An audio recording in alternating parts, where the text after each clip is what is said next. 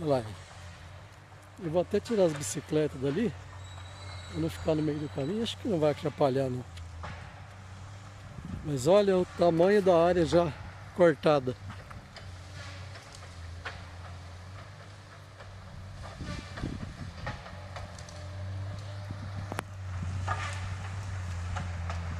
Você vê que ele junta várias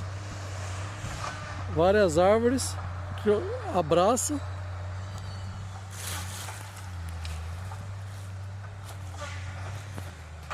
Ô tio Jorge, você não quer tirar as bicicletas dali não? Tirar as bicicletas dali, pôr mais pra frente?